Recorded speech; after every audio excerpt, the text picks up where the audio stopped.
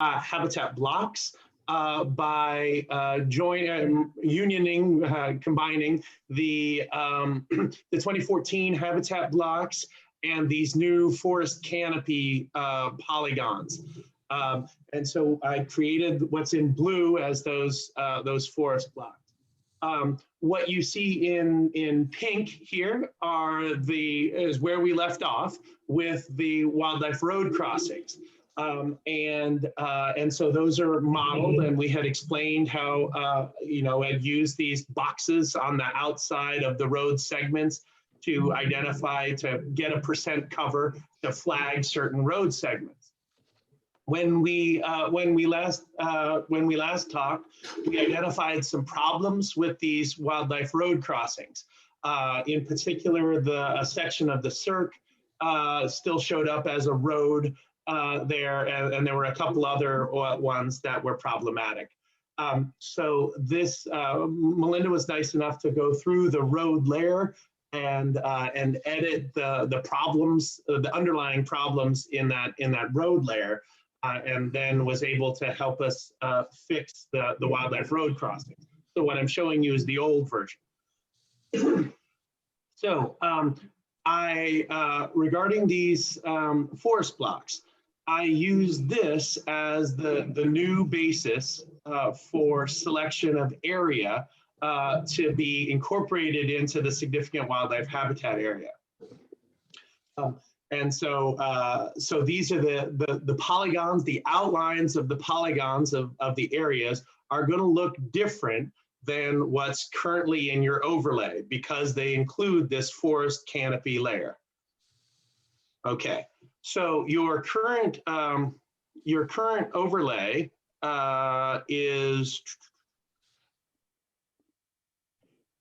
looks like that, and the core habitats are broken up. Yeah, go ahead, Melinda. I think those are the wildlife travel corridors. On top, yes, they are. And okay. Here's the core underneath. Yep, got it. Yep. So I'm showing both. Yep. The core is split up into different habitat types, including core forest in green, edge forest in pink around it, emergent wetlands, forested wetlands, shrub wetlands, water, and then these large agricultural fields. I believe when you all last met without me, there was some discussion of the agricultural fields and the interest in making sure those continue to be included. So I heard that, and I have carried those forward. Now, these wildlife travel corridors, we had also identified that there's a great deal of overlap between the core and the wildlife travel corridors. And that the total area here, by having it be one single area, was pretty all-inclusive, and that in reviewing what your DRB has actually approved in the last, I think it was 5 years or so, that by having such a huge area within the significant wildlife habitat seemed to diminish the value of that significant wildlife habitat area, and things were still being improved in the significant wildlife habitat area because the assumption being because it was such a large area. So my task, as I understand it, is to first of all, use the new outlines, and second of all, break this up into tiers that could then reflect our highest ecological priorities and a secondary set of ecological priorities. And then we could revise the standards to have a higher standard for what I will call now a primary conservation area, and a slightly lower standard or a different standard for a secondary conservation area. So I've taken the information that's included in this core habitat and these wildlife travel area corridors, and begun to rearrange things into a 2 or 3 tier system. So I'm now going to take you through each of the layers that I've included in those 2 tiers. This is a work in progress. Your input is very much warranted. We are not simply in the world of ecological priorities. We're in the world of getting ecological priorities to fit into your cultural and political system in Williston. So your feedback is absolutely valid and warranted and helpful at this stage, because we're not just dealing with what's most ecologically important, we're also dealing with how that ecological importance fits into your existing system. So let's go one by one through what I've included. Oh, it's always scary when I do ARC live. I always. Okay. So in the primary conservation area, I've included a variety of features that I think, from an ecological perspective, warrant the highest level of protection. The first of these are rare, threatened, endangered species and significant natural communities. Now, I just actually was reviewing your regs, and I see that you all include uncommon species in that in your definition. I did not include them here, so that's a miss on my part that I can fix. I just can't fix it right now. There's a substantial area that you'll see here in the top left corner, and that is a northern long-eared bat polygon. And that is associated with habitat at the end of the runway, the Burlington Airport runway. Mostly that is, that's the forested area on the other side of the river in South Burlington. I just met with the South Burlington town planner, Paul Connor, representatives of CCRPC, our bat biologist, Alyssa Bennett, and Everett Marshall, the data manager for our non-game natural heritage program, to discuss their regulatory review of northern long-eared bat. And I just wanted to share that with you because it explains why that polygon is the shape that it is and why that polygon is not a good shape for your uses. So the northern long-eared bats were, well, first of all, bats have taken a nosedive with white nose syndrome. We've lost something like 97% of all our bats in the last 10 years due to white nose. Huge precipitous declines. And yet, despite that, that dive in the population of bats, the misnetting at the site of Burlington, just above the Burlington Airport, continues to find northern long-eared bats. So this habitat continues to be important for bat species. Mostly we map rare, threatened, and endangered species polygons to the area where we found them. When you see big circles, usually that expresses the amount of uncertainty that in our mapping, that we know we found something there, we suspect there are other polygons around. In the case of northern long-eared bats, we drew a 1 mile radius around the known area because we were afraid, we wanted the consultants in development review to check additional tree cutting that might happen in that area. Bats don't just roost in the same tree every night, they move from tree to tree. And yet the vast majority of that movement is within the existing forested area. From in the discussions with South Burlington, we felt that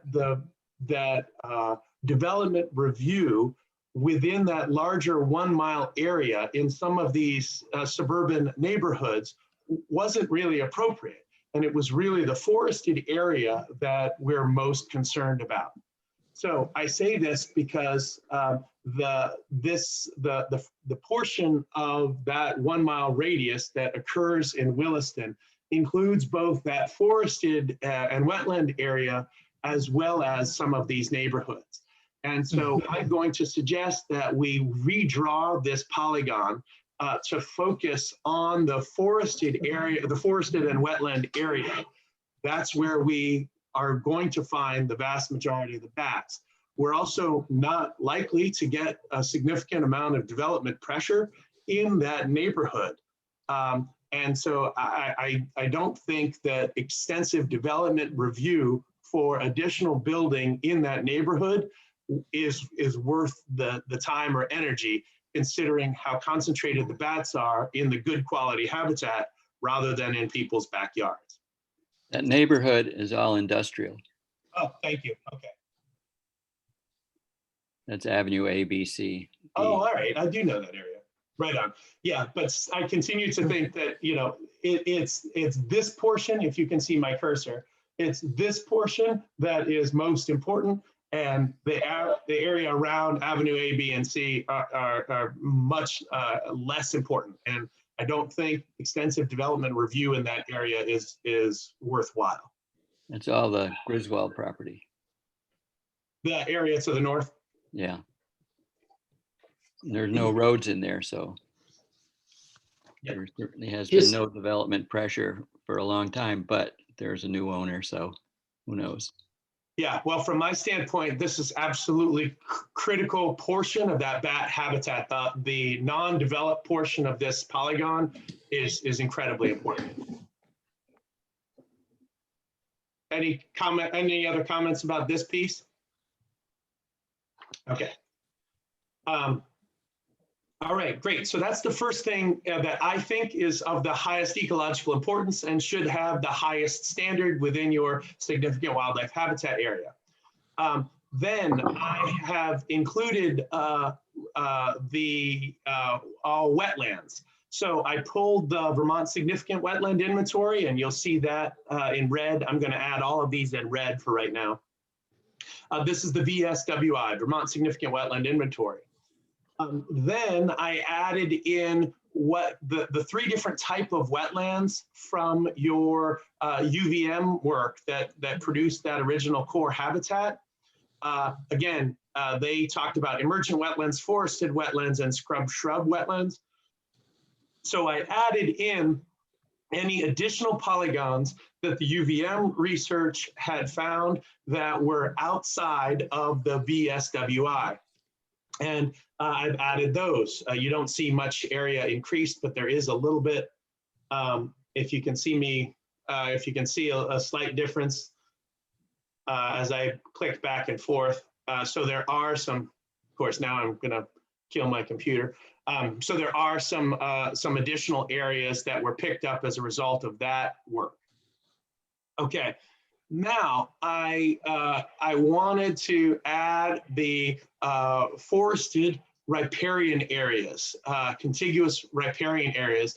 This comes out of Vermont Conservation Design that I'd shown you at our first meeting. And so I've added all of the, from Vermont Conservation Design, it's considered highest priority riparian wildlife connectivity. So this most recent addition in red is from that work. I just want to flag for you that compared to the forest canopy data, the data that comes from Vermont Conservation Design is based on a 30-meter pixel. It's a little blockier, you know, pixelated, blocky. It's blockier than the high-quality data we have derived from LiDAR. Generally, that's fine. There are a few places where some of the square pixelation breaks into areas that aren't exactly suitable habitat.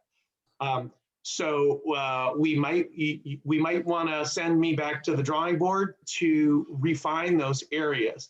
But I think that overall, that riparian network is so critically important that it's worth including in the primary conservation area. Okay. Then there are two more pieces, and those are the core habitats and what I consider the highest priority of the wildlife road crossing. So the first, I'm going to just turn off these other layers so we can just look at this. So here are all of the blocks. And here are the subset of blocks that I've selected as the highest priority core habitats. We can look for overlap in what UVM described as core, but I just want to remind you how we got to that point.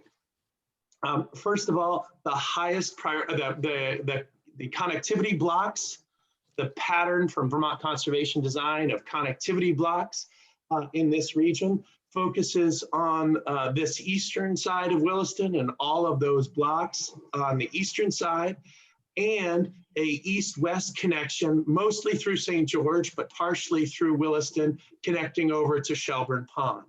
And so this east-west connectivity and this north-south connectivity are what we learned from Vermont Conservation Design as the highest priority area. Additionally, blocks were selected in Vermont Conservation Design, the interior forest blocks, and those also show up on this eastern side. I will just go, just show you this in, this is VCD, Vermont Conservation Design on the BioFinder site. Come on, computer, please, please, please. So this is the overall network now, the highest priority and priority area in VCD. This is not new to you. And now I'll just show you the two sets. These are interior forest. So you see that. Just want to flag this central block here. It shows up as priority in VCD from an interior forest perspective, but so do these. And then when we add in the connectivity blocks, again, that eastern side and that southern side to connect over to Shelburne Pond. And then lastly is in Vermont Conservation Design, some forest blocks are flagged because of physical landscape diversity. And there's a lot to explain here, but these blocks were added back in after we'd analyzed the overall network with the existing interior forest blocks, connectivity blocks, and surface water and riparian area. We analyzed those three, that existing network, we analyzed that for its physical landscape characteristics and to what extent that network reflected the physical landscape diversity that we have in Vermont across the board. We found that some physical landscape settings were underrepresented in our network. And so we needed to add in certain areas that hadn't been adequately represented in the existing interior forest, connectivity, and surface waters. Additionally, we overrepresented certain settings, and primarily those are, for Williston's standpoint, those are plains settings like sand plains, clay plain, and floodplain settings. We overrepresented those in our network because they're so important in the overall area. Clay plain because of the calcium in it. Most of our calcium-bearing settings are where we're going to have the most biological diversity into the future. What I have said in the last 2 minutes is a graduate level course in ecology, and there's a lot to say there. But for now, I just want to flag that there are some blocks that were flagged for that physical landscape piece. They're not particularly rare. They're very common settings here in Williston. But they do deserve some attention, and I'm not convinced we've done right by those in the model I have.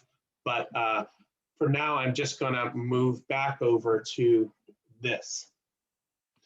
Before I go forward, any comments or questions so far? Yeah, thanks, Jens. Nice work as always, and it makes me wonder how much of this, or how many of these exercises you're doing across the state. It's a lot of work. Just at a high level, I like the north, south, and east-west corridors you've got highlighted. on the screen now. They make sense to me just based on what I know of those areas. I'm trying to, I know you said it, but I think I missed it. What is the, whatever that shade is, grayish blue shade that's blocks Williston? That's on the Correct. screen Those right are, now? yes, correct. Those are all of the forest blocks that we had identified blocks, in that right. first draft. Okay, so I guess, so my next question is, I'm just wondering about the Winooski River corridor also. Now I'm missing the red on your screen. No. Yeah, I picked those up in Okay. here. Okay. Great. All right. I don't know, for some reason I missed that part. It seemed like that would be an important corridor. Also, I guess you do have it just in different parts. One thing that I find a little confusing is that the Williston town border, in many of these, including this one right here, you've got in the same color Oh, as the habitats. And it's a little, it seems to me that the Williston town border should have its own color that's unique to it and not included in any of the habitats. no problem. If my computer lets me, I'll change it. Okay. How about, Yeah. Oh, let's go for purple. and Jens, it looks like south of the interstate. I mean, it looks like the whole thing could be an east-west corridor. Is that not true? I mean, it looks like animals could easily move through that pale blue forested block as easily as the other blocks. Yeah, I wrestled with that a lot, Laura. I wrestled with that quite a bit. Earlier drafts of this that I'd done for you all that you haven't seen, I did flag that as in this primary layer, and then in this most recent draft, I took it back out. And really, I just zoomed into the borders of it. And there's so few opportunities for connectivity between this block and other blocks.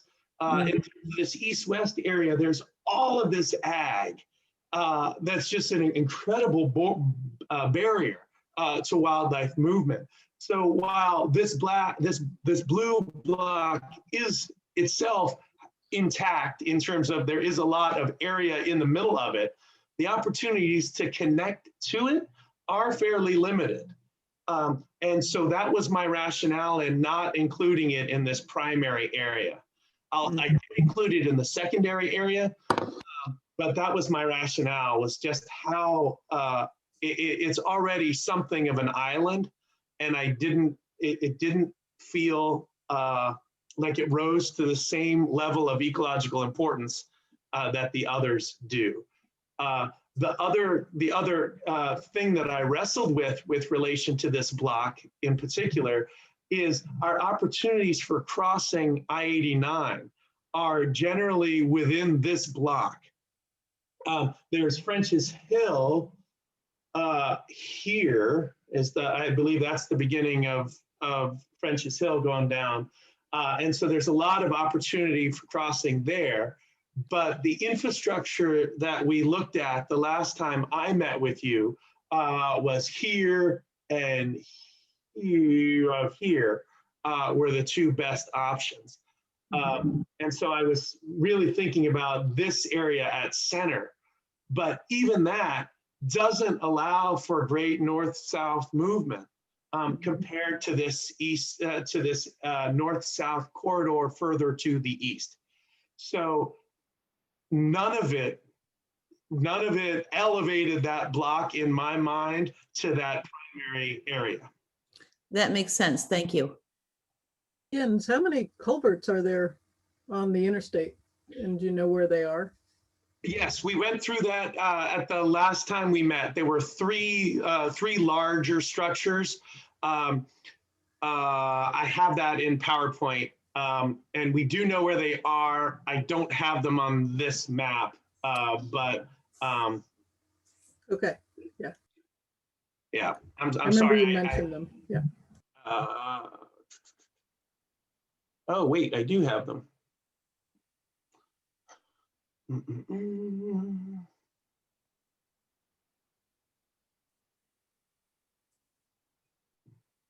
Okay. Oh,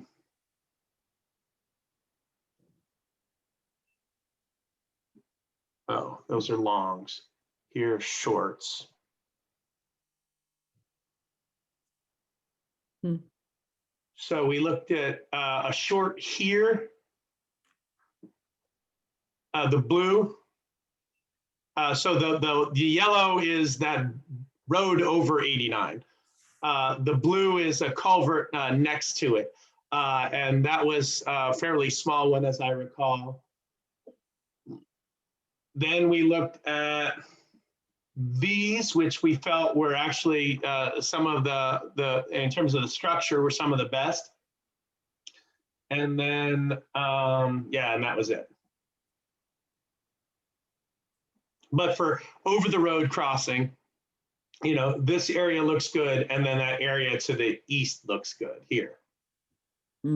So over the road crossing is not impossible on I-89. The traffic is not consistent at all hours of the day. We get all sorts of roadkill on I-89, which is evidence that there is crossing. And so not all of those animals are hit when crossing I-89. The benefit of this section of I-89 is that there is not that the concrete barrier, the Jersey barrier that we have in Bolton, which is much more of an impediment to wildlife movement. We've had bear run towards that Jersey barrier. Even though they could go over it, they stop, turn around, and get hit. We had one hit just last year in that section in Bolton. So without that concrete barrier, the 89 is much more permeable. They do maintain a 4-foot right-of-way fence on the outside of 89. That's really just to claim their area. That fence is not in particularly good repair, so there are opportunities for wildlife to move through it.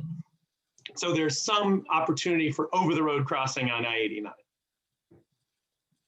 So that's good to know. That actually sort of answers my question I was going to ask, which is, should we be thinking, you know, big picture, long term, about what management or policy decisions should the town consider for particularly that north-south corridor in red right now through French Hill to maintain that connectivity, or perhaps improve that connectivity across 89 and onward, north and south? Yeah, I mean, because it's state-owned, I think the best that you can do as a town is maintain the habitat and try and limit development there. And then, you know, I need to continue to work with VTrans on their policies regarding that right-of-way fencing. The best I can do right now is not mention it much because it is in disrepair. That's good for wildlife interests. And so the less we talk about it, the more that status quo will continue, and that's good for wildlife. You know, eventually, we just need them to be more clear on their goals with that fencing. You know, they want to keep animals off the road surface because it's a danger to the traveling public. You know, you could elevate that fence maybe a foot off the ground to allow for smaller animals to get under. So there are things that VTrans could do. They just worry about the safety of the traveling public. So there's a bit of a balancing act there. And for now, I think the system of leaving the fence up but having it in disrepair is the best we can do, and then upgrading the quality of the structures as needed. There's a good bit of federal stimulus dollars heading towards VTrans, and when they replace structures, it definitely takes wildlife interests into account because of their hydrologic standards. So as soon as the structures that you have are at the end of their service life, when they get repaired, they'll be good for our interests. Yep. So this is a case of it's broke and we don't want to fix it with those fences. In terms of fences, yes. Yes. Fair enough. But from what the town can do, you said you just need to maintain that forested area. And I just looking at the map, I don't have a good feeling for what we have conserved. I know we have some lands conserved in that area as a town. Yeah, I don't have conserved lands here. I'll get it on BioFinder and we can look at that at the end. Okay, so I'm in this primary conservation area. Let's just add all of it together. So I just added in the rare, threatened, and endangered.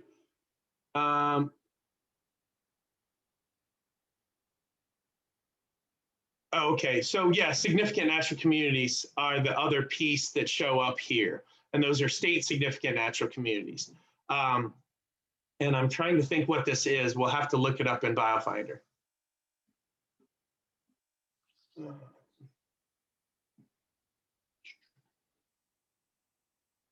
Sorry, I'm just switching to BioFinder on my other screen to identify that one for you.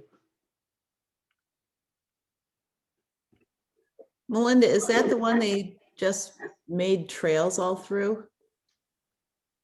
Looks like it. Yeah. Oh, geez. Okay. Is that off of Hurricane Lane? All right. Yeah. I'm asking a lot of my computer at the moment, so that's not coming up. So let's just move on, and oh, there it is. Oh, Mesic, maple, ash, hickory, oak, forest. So that's not particularly rare. It's a S3 rank. Here we go. S3, so it's pretty common. And yeah. Okay. So that is what I'm proposing for area of the highest ecological importance that I would set higher standards for in your significant wildlife habitat. Next, let's start adding in what I would consider candidates for a secondary conservation area. And wait.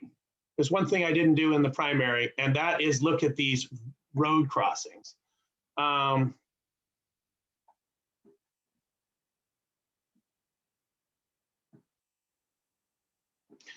So this is the subset of road here. This is the subset of road crossings in green now. Forgive, is anyone colorblind? Forgive me, I don't want to call you out, but if anyone has problems seeing the green, please let me know. But this is the subset of road crossings after Melinda's work of cleaning the circ and those other roads that didn't make sense. So this is all of them in green.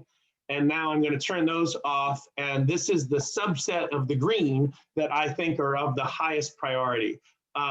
There's still a little noise in here. We might want to move a couple of these to the secondary area and really focus these highest priority ones on places that connect the red. But I did, Laura, to your earlier point, I did include them to allow for connectivity in this area. So even though I didn't include the block itself as a highest priority, I was wondering about including the road crossings as a highest priority. Again, this isn't just an ecological decision. It's very much about how this all fits into your regs. You know, there's a legal or political question of, do you want to have road crossings of highest priority that connect to features that aren't of the highest priority? And so there's a bit of a back and forth there. I wanted to allow for connectivity into that block. Again, it's large. There's potential for east-west connectivity at that local level. I think it makes some sense, but there's the political question of, you know, is a lawyer going to chew you up and spit you out if you have a highest priority road crossing connecting to a second tier block? So we can get into the specifics of moving these individual road crossings from one tier to the next. but this is what I'm proposing for the moment. So I'm just going to keep moving and Yeah, go I ahead. I don't know if how far into the weeds you want to get in this, but do you want to, there's a couple that, or at least one anyway, that doesn't make sense to me. Do you want to get into that kind of stuff, or do you want to keep rolling on through some of the other things? That one, yes. Yeah, I hear you. Yeah, I would support not including that one. Yeah, I think that's actually, I think that's like a class 4 road. That's just an access road to Christmas Tree Farm.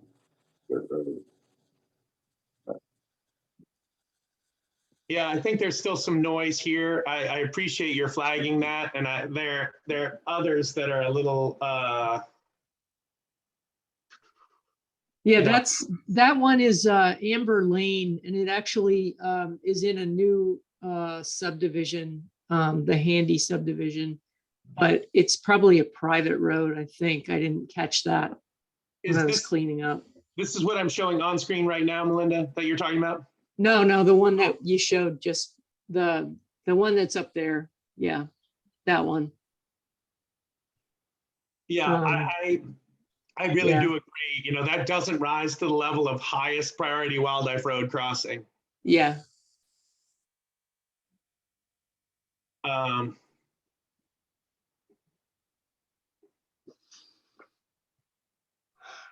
Okay. All right. So I'm just going to start adding in candidates for the secondary area. I will start with the forest blocks. So these are the rest of the forest blocks. So that's between the red and the orange. We now have everything that was included in that forest block work from the first time we met.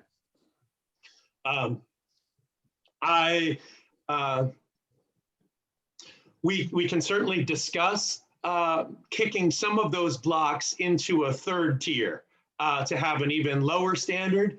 If you feel like some of these don't even rise to the secondary level. I thought that anything that remains forested in Williston should have some level of protection, but not necessarily rise to that highest level. So I will fight tooth and nail to keep this larger one in the middle in that secondary area. And these I think are important. Some of the ones here north of the interstate, you know, I could go either way on whether we keep those in a secondary or move those to a tertiary. I do think they play a role in this overall network of connectivity. We're going to get into the corridors in a second. So let's just hold on this discussion until I've gone through all of them. But just wanted to put that out there that we can still talk about that. So I would say that with that area you're just highlighting north of 89, that's also Allenbrook riparian corridor, so that will be protected anyway from other regulations. Yeah. Okay. That is garbage. All right. So then those are the second tier blocks, and here are the rest of those road crossings. So together, the yellow and the light green comprise all of the road crossings that that made it through Melinda's review. Is the easiest way of saying it. So we flagged this one as in the yellow as maybe one we should kick down to the light green. The other ones that I've already put in the light green, that second tier crossing, are places like this. They do connect, you know, there's a micro connection there, but it doesn't go, it's not of the same ecological importance because it's so compromised, fragmented. So I wouldn't, I felt like that was not a primary road crossing. Hey, Jens. Yeah. Could you scroll down to the mud pond area? I'm just curious about the road crossings there. So, so where that big circle is, That's Mud Pond Road. Is that considered a high priority crossing area? Yeah, I guess it is. All right. Yep. It's got the yellow. All right. Yep, yellow or highest priority. Okay. Yeah, I mean, this feels, I'm just going to zoom out a little bit. There's some restoration needed here. Is that Oak Hill Road? Am I making that up? Okay. I think there's some restoration needed, but there is some great potential for east-west movement here, as well as down here. Again, there's some ag that we're now in the realm of super micro habitats that would allow for connectivity through here. But I did flag those as highest priority because I want to maintain that. So Yin, when you go to the from the circle of Mud Pond, when you go to the ag fields there, to the right, up and right, yeah, right there. That is the Sipel Farm, which is conserved land, and I know they post it, so there's not a whole lot of activity, but they do farm it pretty heavily with hay. So I do, I see animals going across there every once in a while. I mean, it's not huge, but it's, it is conserved. So I don't know if that makes a difference for like a tier 2. Well, it's already conserved, so it doesn't really matter because there's no development pressure. So the only purpose in flagging these wildlife road crossings is to limit future development. Okay, yeah, that makes sense. Okay. And the basis on which we're flagging these road crossings is current structural connectivity where there's trees on both sides of the road. And so none of the crossings in that section of ag show up according to that definition. So if go ahead. So wouldn't make it more favorable for the east-west crossing to that area to the left? I think there are opportunities, and any animal that will cross the ag can cross there.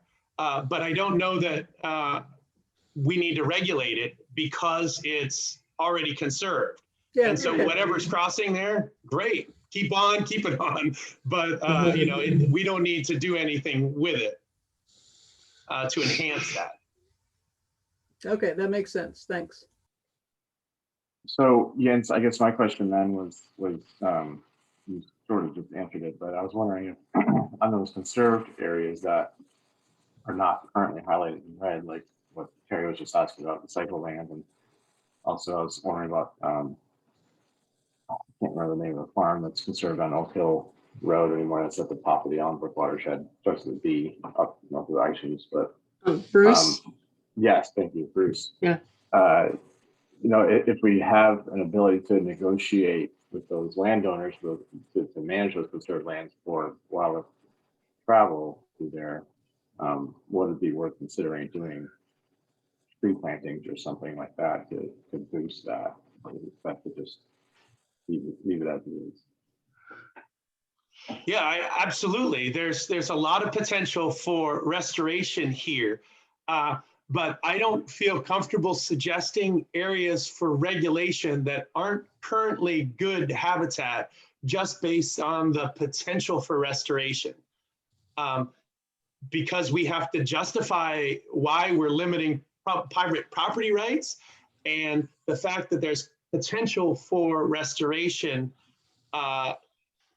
doesn't rise, in my mind, doesn't rise to that level. So we absolutely should engage in restoration. That's absolutely something that the Conservation Commission should engage in. And I support that wholeheartedly. And I do think that, this information will help you flag places where you could work on restoration. But I wouldn't include them in the regulated area at this point. Okay, that's helpful. Thank you.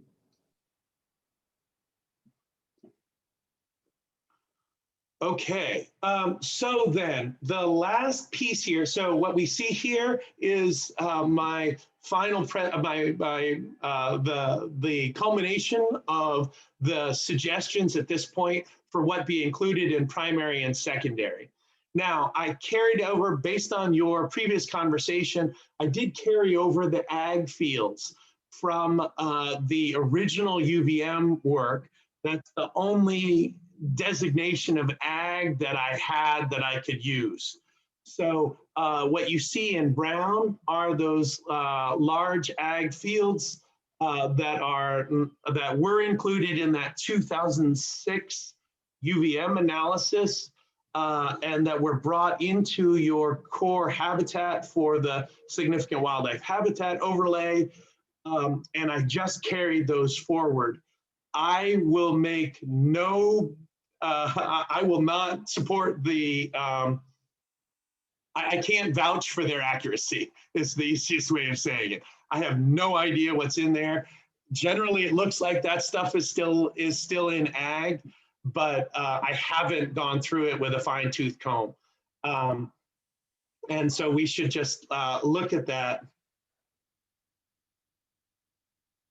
You know, there's some, you know, there's some buildings that have been added here. Are some of those places open space that was set aside because of development? Yeah, some of that is designated open space. So it's not necessarily being farmed, it's just that it's open and maybe mowed once a year. That could be, yeah.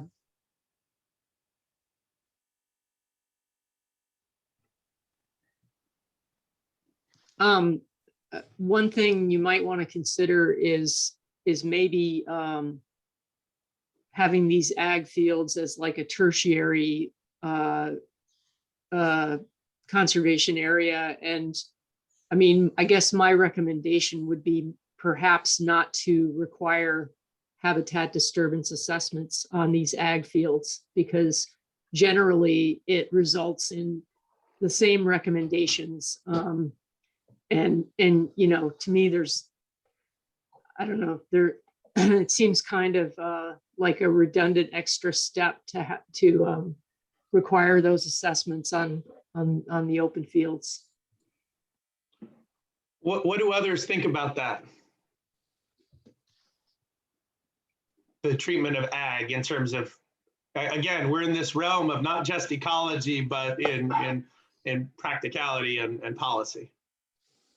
Yeah, I guess I think that makes sense. If we know what the answer is going to be, we always get generally the same answer for ag anyway. I guess that makes sense to me. I think they should be entirely separate categories and not lumped in with, you know, the priorities that we set on forested habitat. And I was looking through some of the past developments, and in the ARZD, they usually try to get the house site away from any forested land, and they have the house in a meadow, seems like. I agree with everybody. I think that the ag should be mentioned perhaps in the significant wildlife habitat area regulations, but should not be mapped as part of it. I agree. Also, I did have a question for Jens. I don't know if this makes sense the way I'm going to ask this, but how important are ag fields as like lunchrooms for fox and things? I mean, aren't there a lot more mice and rabbits in ag fields, and that's where they can go and hunt? Yeah, fox in particular are a good example that will go out of the edge, the forest edge, and into those fields to hunt. But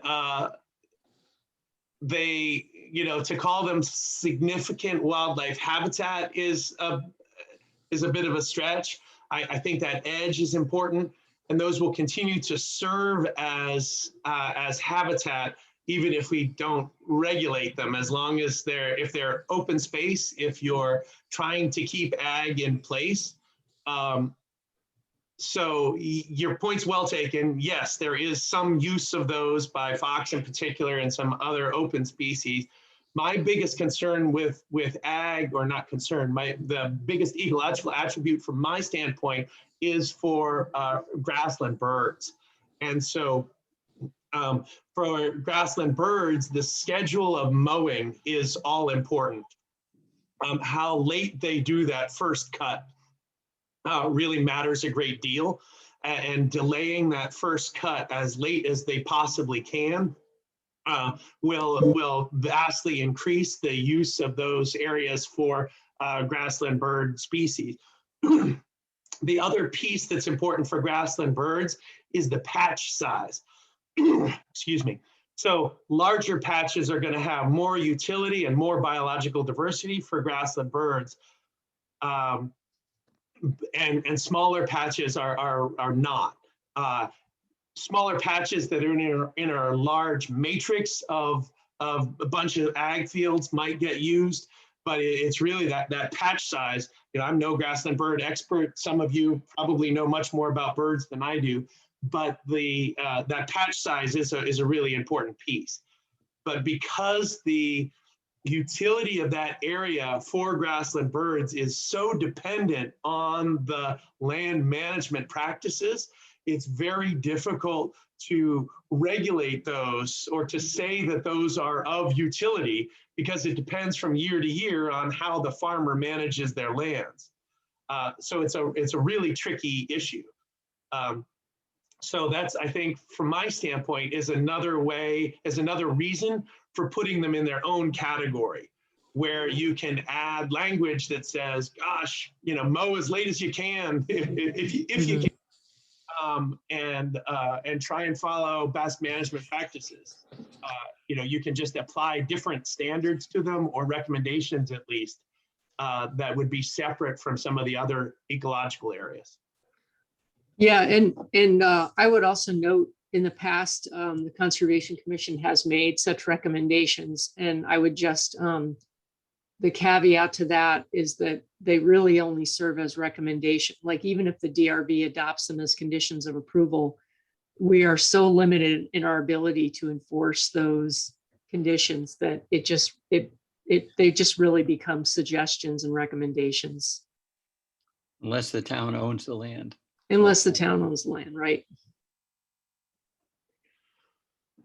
So hearing no objections, I'm going to move these large ag into a different category. I just have a box here for tertiary conservation area. We could call that whatever you want, but I'm just moving it into a different category. So I will show you, here's where we're at right now, is in the primary. We have these rare species, threatened or endangered, and significant natural communities. We need to add uncommon to have that line up with your regs. We're a little bit concerned about some of the blockiness of these riparian wildlife areas. You can see that blockiness here. Oh yeah. The one thing I haven't mentioned is, so I haven't cleaned this yet. All areas that would be in the primary would not be in the secondary. So I'm just turning on and off this riparian area, and you'll see orange underneath it. When we're done, there wouldn't be orange underneath it. It would be either primary or secondary, just to be clear. This is just an artifact of how I've mapped these, and I didn't want to clean that yet until we put things in the categories that we want them. And so if you all were going to recommend any movement of things from one tier to the other, I wanted to have the elements intact. So just explaining why you're seeing orange underneath the red. But the point I'm trying to make right now is just showing you that blockiness in the riparian wildlife connectivity area, but also showing you how it's flagging these wetland areas and these connections that we already have. So we have the rare species that we need to include uncommon. I suggest we might want to put uncommon in the secondary. We have these first tier blocks, the yellow. We identified a couple of those that maybe don't pass the straight face test and should be kicked down to the secondary. We have the two types of wetlands, the VSWI and the UVM wetlands, and that's the extent of the primary at this point. Then we have the secondary conservation area. We have the second tier blocks and those second tier wildlife road crossings. Again, the second tier wildlife road crossings may increase in number as we kick a few of the yellow ones down to the green. And then we have a separate category for these large ag fields. The last thing, and I know we're a little tight on time, but anyway, the last thing I wanted to flag for you all is in your regs, you talk about core and connecting lands. And so you have these wildlife travel corridors listed. And I just want to bring those up on screen now.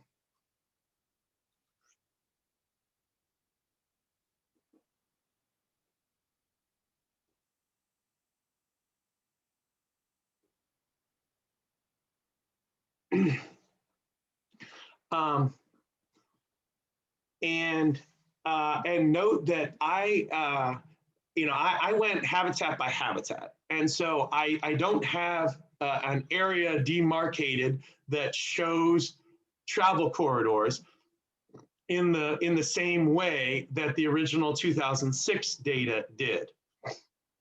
I want to just show you some of these areas and talk about them.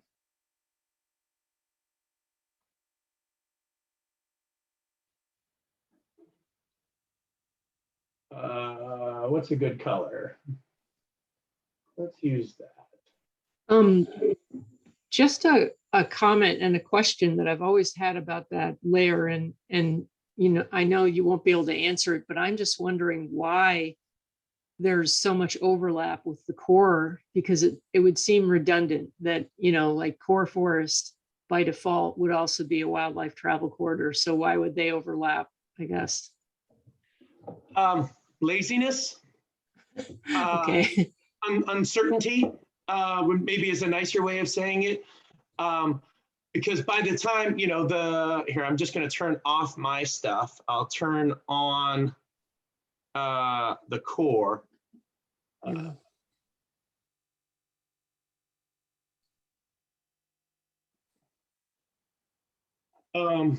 You know, where the core ends and the corridor begins is, you know, they could have certainly just done a straight up union and deleted the stuff that overlaps. They could have done that, but I think they were trying to show the overall network at the time.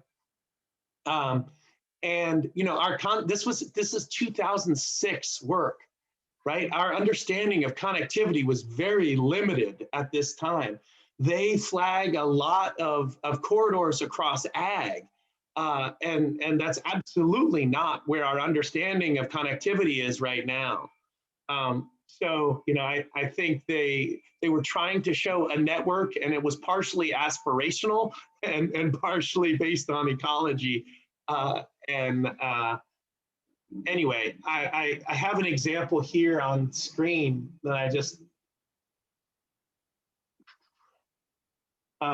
so you can see here, you know, there are some wetlands here. This is there. You know, there's definitely some habitat here. They're flagging a legitimate connection. You know, it doesn't reflect the current area. In other places, and I'll just, maybe I should.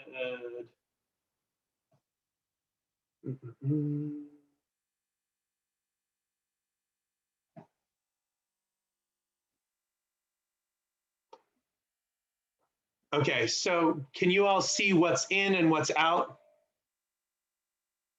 So, I mean, this is a massive ag area. So they're just trying to flag places that aren't currently developed and think there's some potential for connectivity here. I really don't agree. I don't think ag serves as a connectivity area. It's particularly pronounced here. So this is Oak Hill Road, I believe. So you can, I mean, they've included all of these ag fields as part of the corridor area. I would wager that's because they're conserved and were conserved at that time.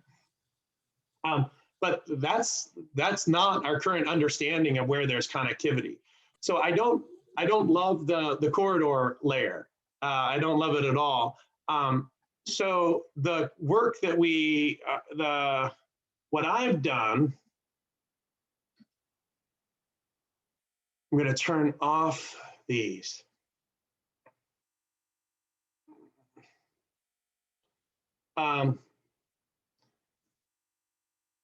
What I've done already includes the network of connectivity.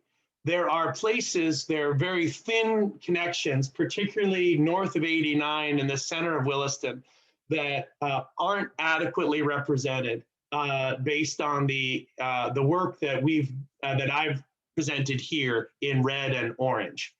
So so here, the combination of wetlands and that riparian wildlife corridor doesn't adequately capture the potential connection here through this development. So that's a place where the old reg or the old boundaries are somewhat helpful, but there are other places where they're really bad. So my recommendation here is that we take this existing work and we go through and add boundaries to those thin connections to enhance these linear connections like this one. And I think, you know, there are not too many of those that aren't already adequately captured, but I think that would be the way to do it. Then the question is, like, how do we fit this into your regs? Because your regs very clearly call on core and connectivity. And what I've done is, by flagging all of these different habitat types, I'm not flagging them as connectivity in the same way. So we could take this network and draw certain places, call them connectivity, and flag their underlying values like wetlands, riparian wildlife connectivity, etc., to help them fit into your regs. I'm sorry, I'm being a little scattered in my language here. Are you all with me on the issue? And then what do you think of the solution of manually adding corridors where the existing red and orange don't adequately reflect our understanding of a potential connection? And then seeing if we can flag certain areas as connectivity and list their underlying values. That makes sense to me. Yeah, since we have some criteria that we can use to inform that manual construction of those corridors, so to speak. Yeah, Eric, I think the criteria would be existing riparian cover that isn't adequate, or existing cover that isn't flagged. And here, the reason for that is something of an artifact of how the VCD mapping was done. You may or may not have noticed, I did not include the Vermont Conservation Design highest priority surface water and riparian area layer. That is what would have flagged this additional cover. The problem is that that layer is very expansive. It's based on a model that includes a slope. So in a floodplain, anything that's flat up to the edge of a rise in area would get flagged as surface water in a riparian area, regardless of the cover, the development that may occur within there. And so it's a super expansive model. I can show you, I do have it here. So basically, it would help us in a couple spots, but it would hurt us in many more. And so it may be easier just to manually draw them in. Exactly. Thank you so much. That was well said. Exactly what the sentence I wish I'd said. This is in front of me somewhere. It's going to say 8. Oh, maybe it's in old groupings. H, yes.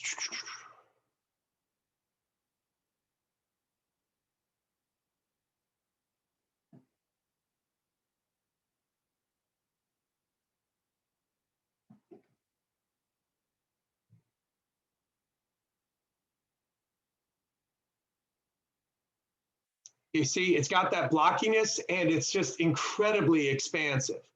And so it just creates so much problems for our mapping. It includes this area that we know is real and we want to include, and the value that we would be invoking is surface water and riparian area, and yet it's too expansive. Yeah, And over so, by the school there on the right, it's flagging all of that. Yeah, that's not a real. Okay. And so then I'll just, the difference between the surface water and riparian area network and the riparian wildlife connectivity layer is that surface waters and riparian areas were modeled first, and then we removed ag and development and isolated pixels of habitat to create the riparian wildlife connectivity. We were trying to get at contiguous riparian forest along the rivers that are in longer sections. The way we did that is by starting with that blue. Again, we're in this world of 30-meter pixels. Started with that blue area, then removed areas that the land cover data set had called developed or row crops. And then an isolated, in a few places, they're just single blocks of blue. And so then we remove those isolated fragments of habitat to get at this riparian wildlife connectivity.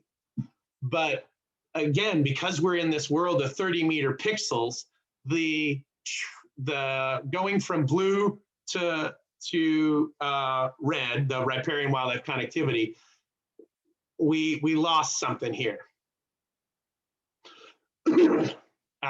And so that's all, it's all a byproduct of how this was mapped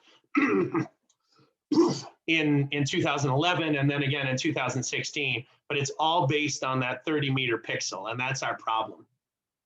So to be clear, what we would invoke in the manual designation of corridors is this surface water riparian concept, and we would use existing cover to do it. That makes sense to me. Are there other comments, questions, concerns about that approach? I'm feeling good about it. Jens, this is Reed. Thank you.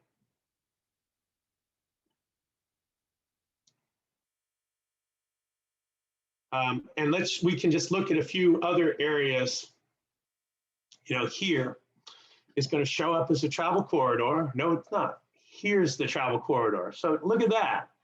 That 2006 work of the travel corridor. Like, gosh, that's now becoming a big neighborhood. So yeah. Go away anyway. From my standpoint right now, like this is our only shot at it. And that's what gets flagged here with that surface water riparian area network. So there's something in here, but it's so compromised, there's no way I'd call that a corridor. No, that's now a road. Well, and it's actively being developed right where that corridor is, right where your cursor is. There's a road that's been constructed the last year headed northeast into that space, and there's a development going in there. Got it. What neighborhood is this? That's Northridge. Northridge. Okay, thanks. Yeah. So let's just clean this up a little bit. Here's our existing, and here are here's the Yes. concept we want to evoke. Yeah, so just to the west, that where there's more cover Yeah. along that riparian zone is our best opportunity to seek to limit further cover Encroachment, removal yeah. and yeah, encroachment and encourage reforestation. And of course, it's heading right up into a future development there too, right? So where is that Coyote Ridge area? That's like 14 acres of open space. Oh, it's like, is it here?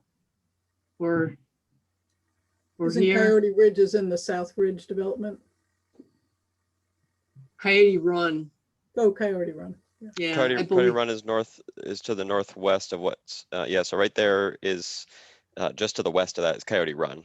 That's the neighborhood that's called Coyote Run. no, that's Brennan Woods. Oh, that's Brennan Woods. You're right. Sorry, Coyote Run is just below that. The circle just below that.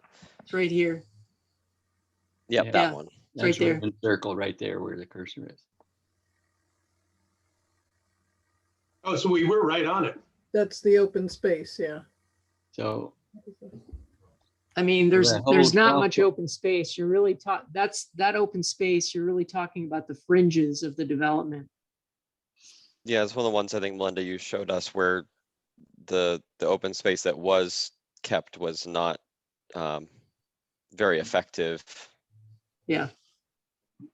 what, and it's going right up into the Catamount Golf Course where the development is proposed. Right. Yeah. I mean, connectivity in this area is not where I would hang my hat.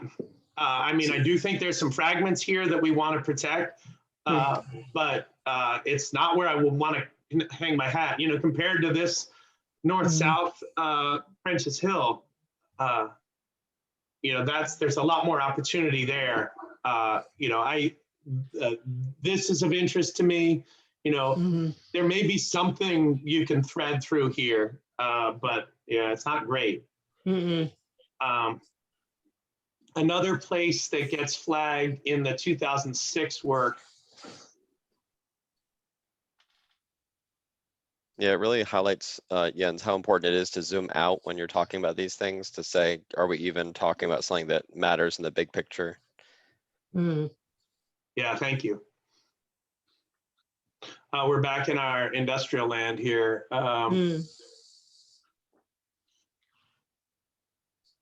You know, this is really aspirational. I think we've covered it with wetlands and cover.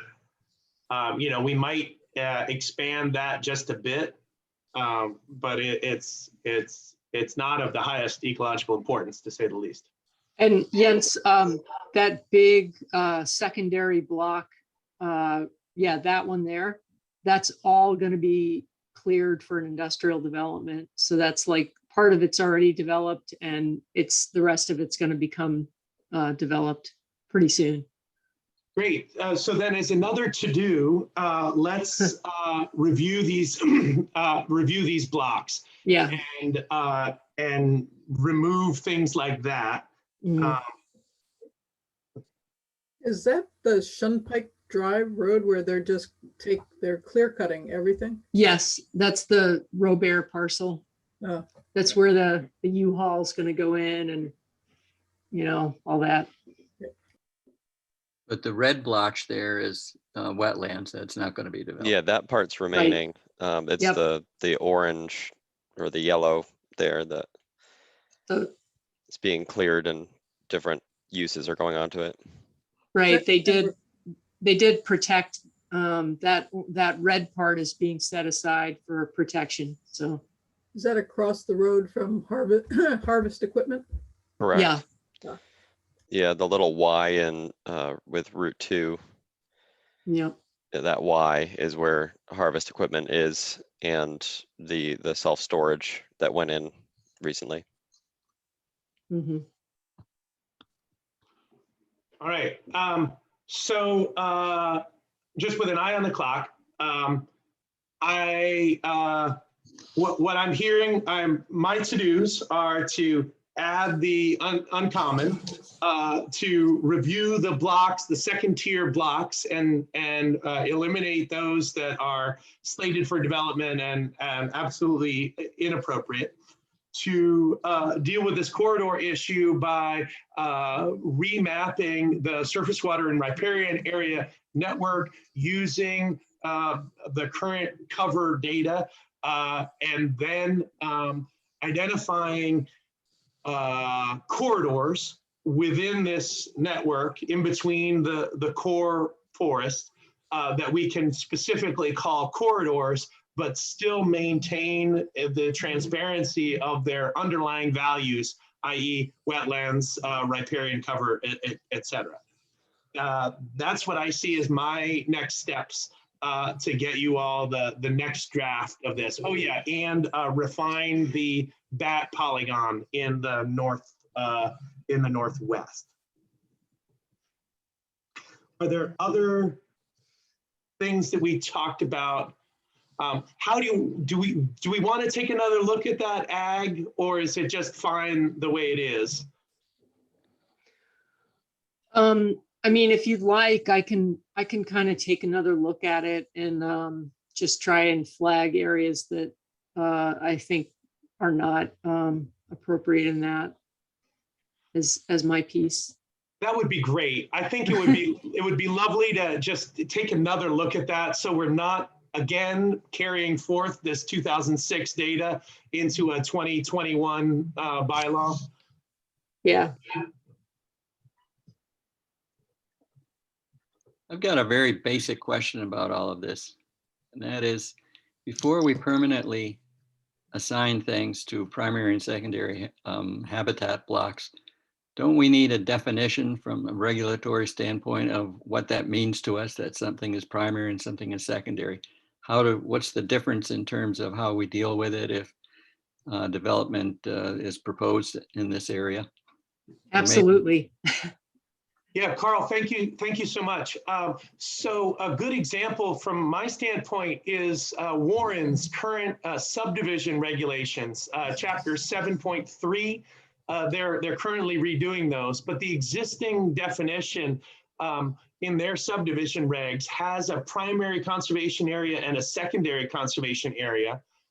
The heritage elements that they include in those are slightly different than what we've included here, but the regulatory standards they assign are no undue adverse effect and no adverse effect for primary and secondary respectively. And so that allows them to have a higher standard for that primary and a lower standard for that secondary. That's the standard piece. In terms of the ecological importance piece, I can certainly write up an explanation, but basically said the primary area is of a greater sensitivity to development and of a higher ecological importance than the elements that we've included in the secondary.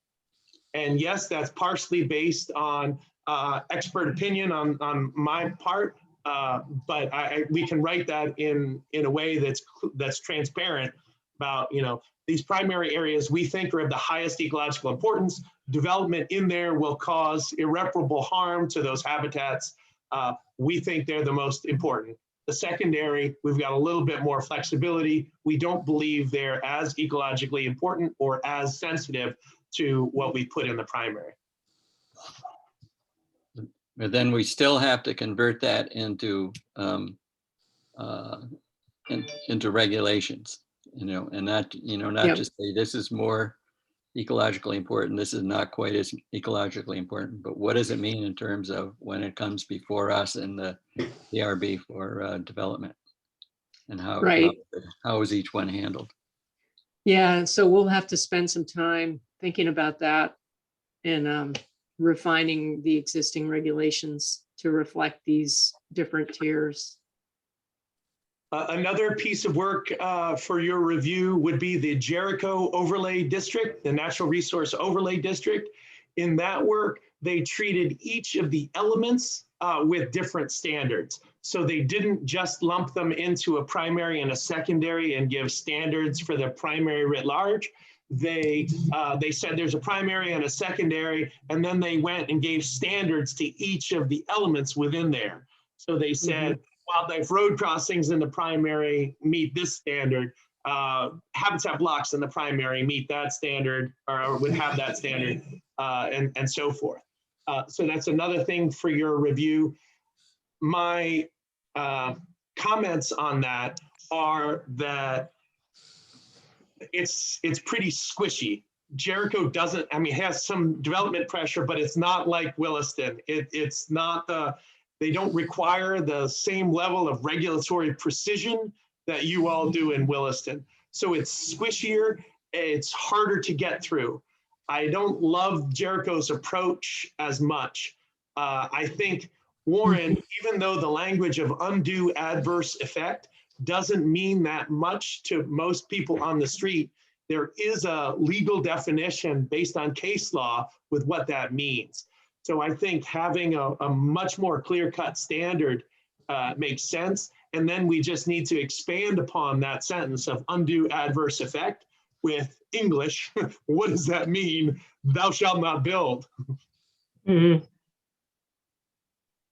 Should we also be considering, what each town on our borders is doing, like Richmond and Essex and Heinsberg? What are they doing in this, wildlife corridors and things like that? Do you mean geographically, like how would the map look different if there wasn't the purple line? Or yeah, so that whole east line there is Richmond, and what is Richmond doing, with their wildlife corridors and conservation and things like that, and Essex too, I guess. I don't want to depress you, but from my understanding of the area, not much. Richmond still has 1 acre zoning. It's much easier to develop in Richmond than it is in Williston. Richmond still sees itself as a rural town, and so they're very anti-zoning and anti-regulation. And so the whole town is essentially 1 acre zoning. That's the new frontier of development, and I worry that they have to lose a lot more before they understand that they're actually a bedroom community for Burlington. Well, yeah, and in that same vein, I think you can sort of go from west to east, and there's this continuum of development pressure. Like you look at South Burlington, and they're under enormous development pressure right now, and they haven't been, like in the past, very proactive about their regulations to protect like the southeast quadrant. So now they're sort of like in this crisis mode of reactive, developing these regulations that, to try to protect the last bit of habitat that they have. Williston, I think, is going to be, could be where South Burlington is in like another, 5 or 10 years. So, I mean, and then Richmond isn't where Williston is yet, but they could be. So it's sort of this continuum of pressure that, forces one to think about regulations, but often not before it's too late. But I think Terry's question is more like, should we worry about where the habitat is outside of the boundary of our town and how that impacts, like what areas have the most connectivity and priority? Is that what you were asking? And maybe it's like a moot point because we can't know if the areas outside the boundary of our town are going to be regulated. Right. But I mean, I don't know. This is not going to surprise everyone, but I always like thinking about forests on a landscape scale. Well, and perhaps the right thing to do is more of a push than a pull, and say, when we complete this, we're going to take it to those neighboring towns and let them know that we have a plan and here's what that plan is. And Richmond does have a conservation commission, right? Yeah. They do. Richmond struck down its last attempt at improving its zoning, and the rallying cry was avoid unnecessary regulation. Yeah. And there were signs all up on Main Street. Wow. You know, I had been involved in helping draft that regulation. You know, Richmond is my words, just incredibly schizophrenic. The proud rural tradition and the new, lack of a better term, suburban crowds are just they just see the same exact landscape through radically different eyes. And so Richmond has been a very tough town to work with because of that sort of schizophrenia. St. George, you know, they're so small. They don't have human capacity to do much. And I mean, their town center is no offense intended, but is their largest development area is the trailer park. And so the whole view of natural resource regulation in St. George is very different, because they're so interested in economic development within their small boundary. You know, Essex, as Melinda said, South Burlington, I've been working with them for about 2 years. They are getting very serious about their southeast quadrant and about resource protection. And for them, that riparian area network, whatever's left, and the small forest patches that are connected to that riparian area network are about to become very heavily regulated. We have identified connectivity in South Burlington, and in some places it was if you build it, they will come, because there's so little habitat left that we've demarcated areas as corridors that aren't great habitat right now, but it's all that's left. And so we just put a line on the map because from a conservation planning perspective, we had to set the line somewhere. So Essex hasn't been interested in much resource protection in the 14 years that I've worked with the department. And so I haven't, I think I've worked with Essex once, and it was just a show and tell, and we didn't really get anywhere. Interesting. Do they Conservation Commission? They have like a Trails and Rec Committee, I think it is, that's beginning to look at those issues. Their town planner is, you know, is very up on these issues, Darren. But yeah. And then, I mean, the other thing that's, I guess, could be a plus is that, you know, the recent formation of the Champlain Valley Conservation Partnership, which is Williston, Shelburne, Heinsberg, St. George. Is that it? I think there's another. Burlington. South Burlington, right, of course. So, you know, a coalition of towns that's at least talking to each other about these issues. You know, sometimes it's hard to make actual progress, but at least there's a conversation and some awareness of like seeing the landscape in a regional context. And Melinda and I are both plugged into that effort. Yeah. So folks, I'm running low on time myself. I feel like we've made some, from my standpoint, I hope, I hope from yours as well, that we've made a solid step forward here.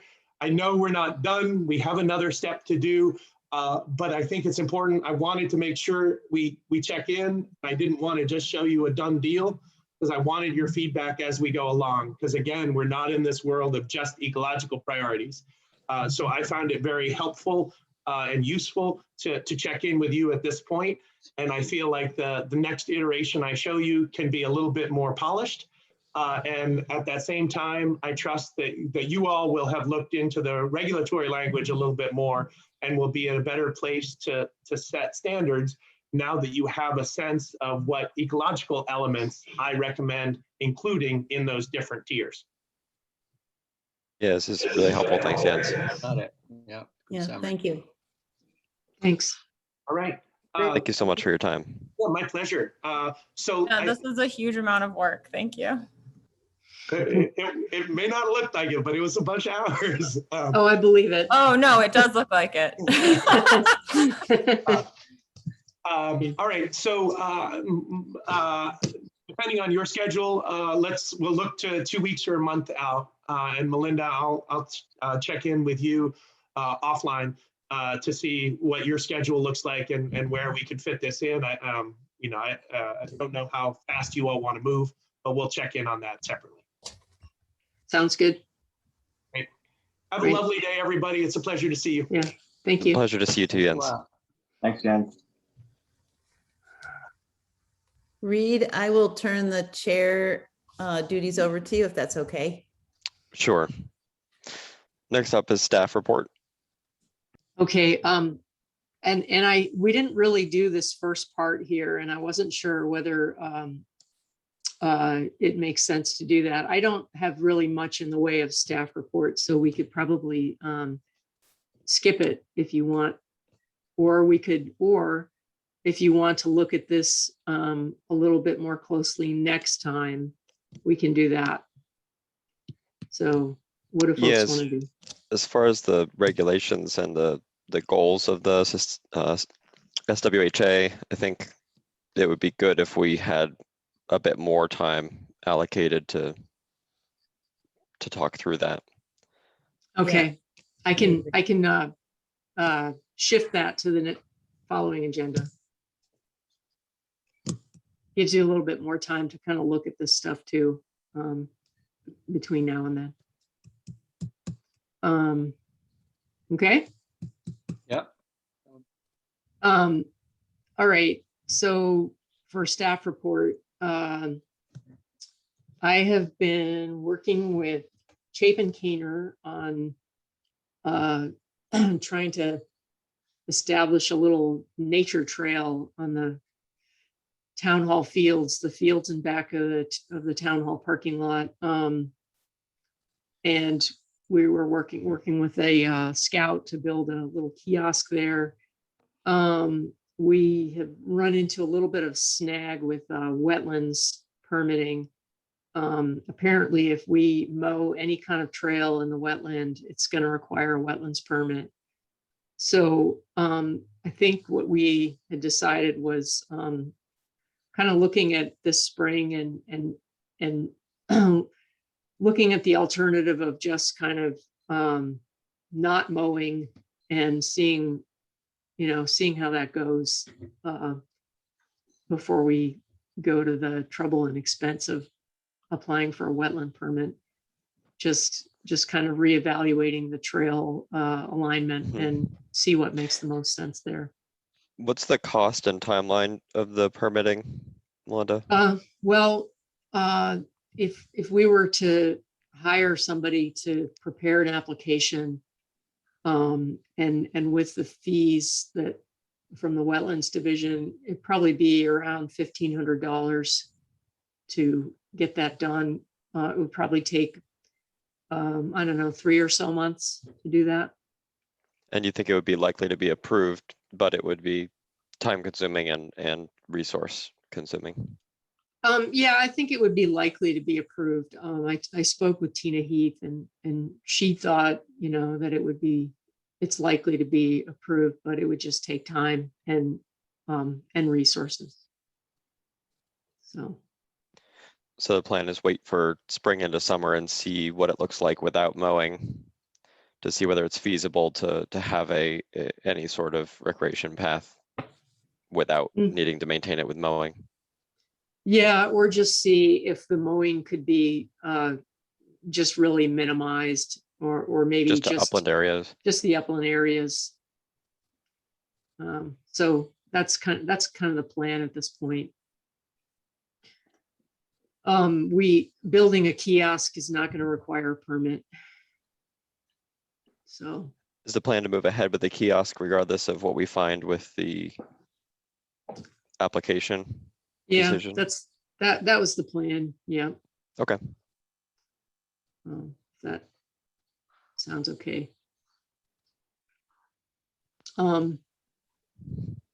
Anyway, so that's what I had to report on that front. Catamount, Laura, maybe if you want to just give a little update on what the committee is working on right now. Sure. Talking about kiosks, we did the final approval of our kiosk. We have a land acknowledgement statement that will be on the kiosk that Chief Don Stevens originally sent us, and we shortened, but it's basically the same exact message. And Melinda found a way to make at least the plexiglass part of the kiosk very inexpensive. And so we're going ahead with that, and we'll probably put it up this spring. I think we talked last time about the archaeological resource assessment, and I think we're planning on going ahead with some town funds on the assessment, but that doesn't mean that Ethan can go ahead with his forestry management plan. I think, Melinda, and correct me if I'm wrong, when we meet with Scott Dillon later this month, we'll be chatting about areas that might be of significance. Yeah, so Scott is going to take a walk looking specifically at the forestry areas, the areas where Ethan's proposed to do the forest management work in coordination with UVM. And so Scott will essentially be doing the archaeological resource assessment, phase 1A, and I am assuming he's going to want some phase 1B work to be done, which involves digging test pits. And I've told him that the town doesn't have a pot of money for that. So I think he's trying to work on seeing if we can get it done at very low cost with volunteers. So kind of that's where we're at with that. And then in the meantime, we're planning on having an archaeological resource assessment done for the entire trail network, just to better define the areas of sensitivity with regard to any future trail work, and including signage and upgrading bridges and so forth. So that we're going to spend some money on having that done by the UVM Consulting Archaeology Program this spring. Yeah, thank you. And the only other, I think the only other thing to mention is we're still working on an invasive species plan for catamount. And we'll be working on that at our next meeting in April. Are there any questions? Good luck. Yeah. Yeah, the invasives thing is just difficult. It is. One piece at a time. Yeah. Terry, do you want to talk about some of the things that you're doing over there, bluebird houses, etc.? So I got the other bluebird boxes built. Did that, so I'll probably put those up in the, I don't know, next couple of weeks. And I'll get in touch with Laura, I guess, to figure out where I'm going to put those, probably on the north side of the property.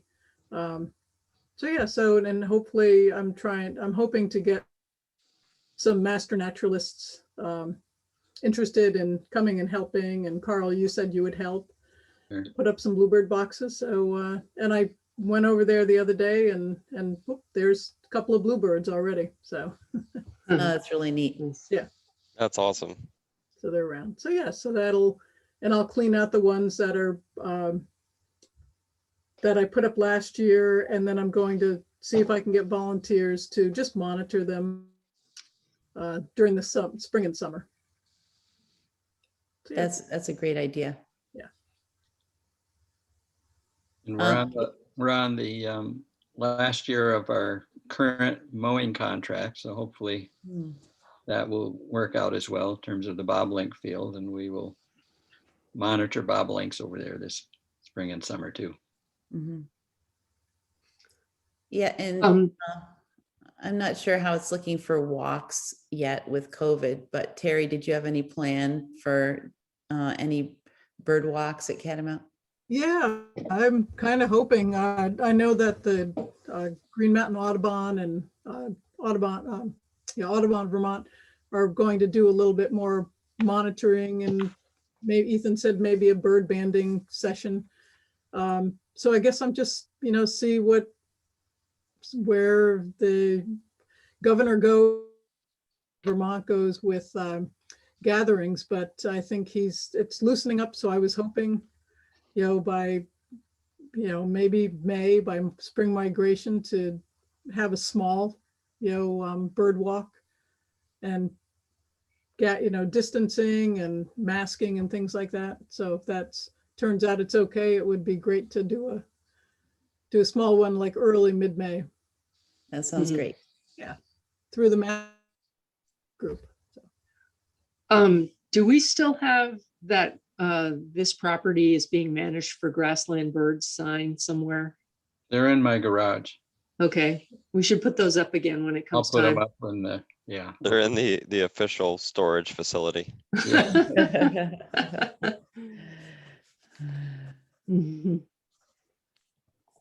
So that's all I had with Oh, Catamount. one more staff update. So remember that application for 60 Krupp Drive that you guys reviewed last time, and the gravel storage yard. So the DRB actually went against the Conservation Commission recommendations and made them, they're making them pull their structures out of the gravel storage yard and restore the 50-foot buffer, Wow. just FYI. Great. What was there a specific dialogue about that? Like a I reasoning? don't know. I wasn't there, but Okay. the applicant definitely pushed back and said they were going to lose their tenant, and the DRB said, this is according to what I heard, we have never made an exception for the watershed protection buffer, and we're not going to do it now. Good for Perfect. them. So I like it. Perfect. Yeah. I mean, I Welcome hope that surprise. their tenant can adapt their practices to stay, but it's mhm. that's really nice to hear. Didn't look like they had to move it very much forward to be able to Yeah, do that. right. And I think they think that the DRB pointed that out, said, looks like you've got a lot of space here. You could probably move these things without even getting onto the paved section. Mhm. So Great. Reed, you're muted. Carl, can I ask a favor of you? Sure. Would you mind taking a look at the DRB minutes and seeing if there's anything more that, in terms of the next time something like that comes up in front of us, if there was anything more from the conversation back and forth with the DRB and the Krupp applicant? Sure. I'll do that. There's also a recording that is probably I can find it and share a link around if you're Okay. interested in listening. Yeah, we don't tend to do a lot of retrospectives on, what did we recommend and how did that turn out with the DRB, and Mhm. did we get the end result that we were hoping for in terms of our conservation priorities? So this seems like an opportunity to take a look at how that dialogue went with the DRB and improve how we provide our recommendations. Mhm.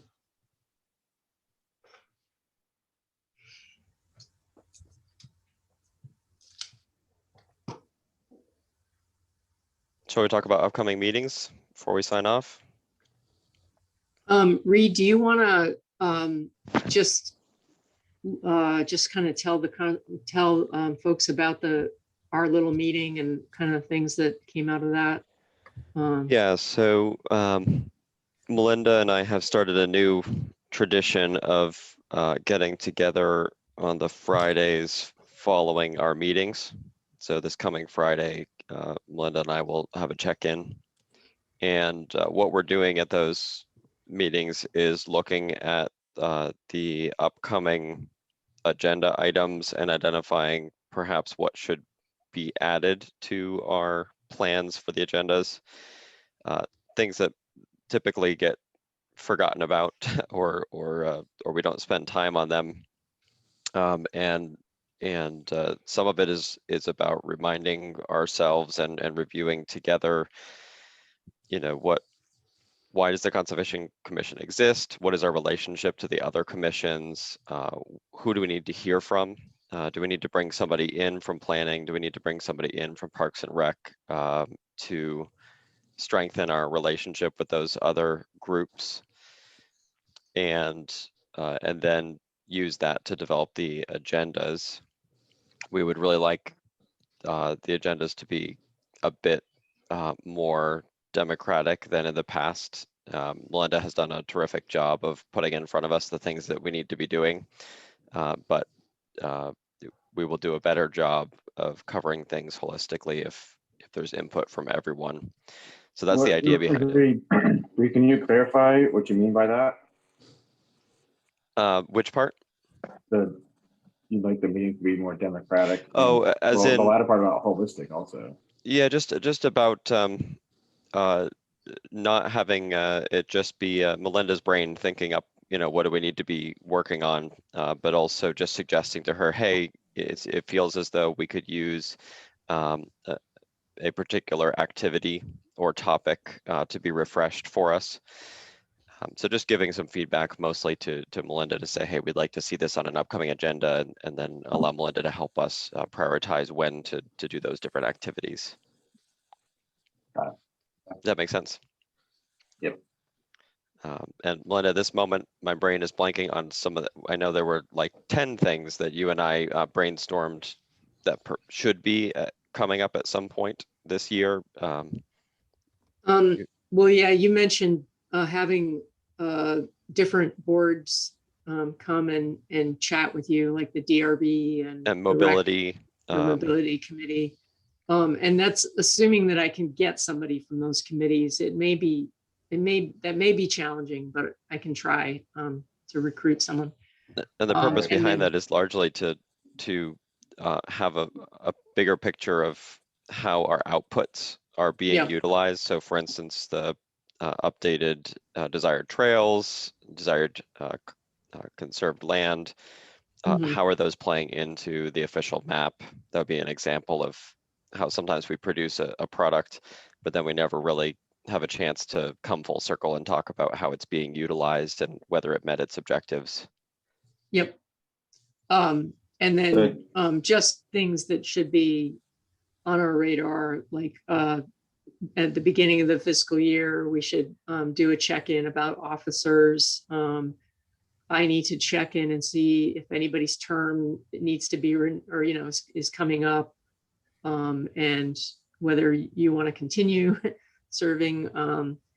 And I don't know, other things. I'm kind of blanking myself at this point, but we're creating a running list. At one point in time, we had a calendar for that stuff, or annual recurring things that we had to deal with, each whatever month or spring, hire interns or whatever, and all that. I don't know if that calendar's still around.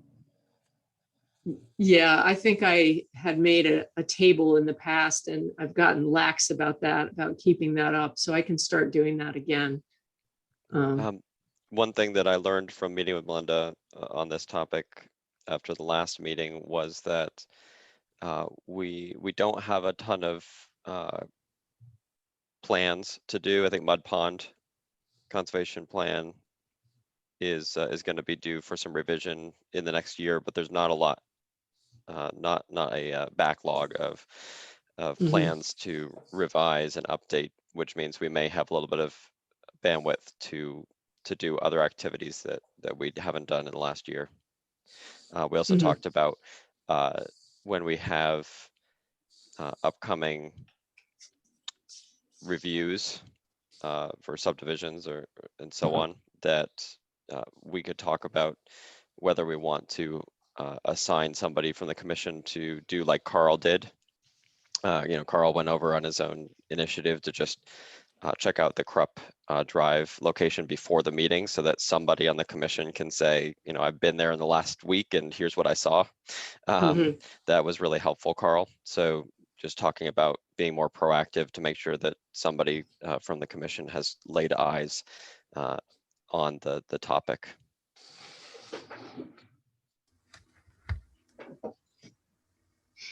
Those are the types of things we're talking about. So if you have suggestions, things that you just wish were more clear, for instance, for me, exactly making sure that we spend some time in depth talking about the significant wildlife habitat areas, exactly how are we defining them and stuff like that. So making sure that we are really well aligned on what we're doing and why we're doing it before we get to our meetings. Please feel free to make suggestions and we will integrate them into upcoming agendas. The other thing we can do, Reed, is instead of inviting like the DRB to come to us, especially with something like the significant wildlife habitat, with all the work Jens has put into it, it's not just like us looking at a map and going, oh, this looks like a corridor. Other committees, we could go to them and say, this is what we've done and this is why it's really important. Yeah, you're right, Laura. We could do it the other way and say, can we have a member or two come to your meeting? And we could get that same connection and ask questions and bring that back.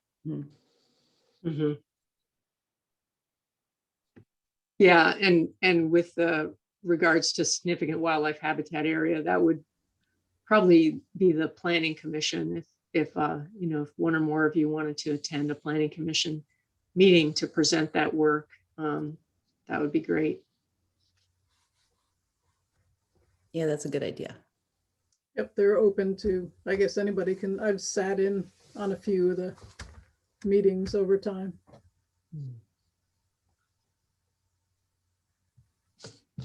All right.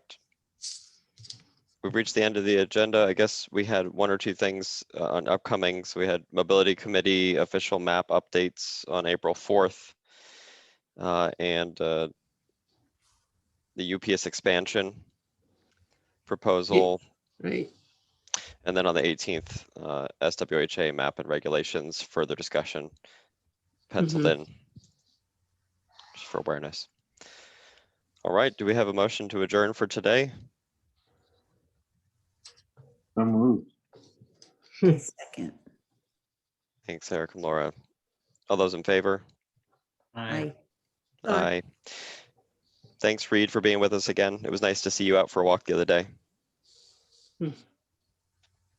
Take care, everybody. Bye. Bye, everyone. Bye. See you later.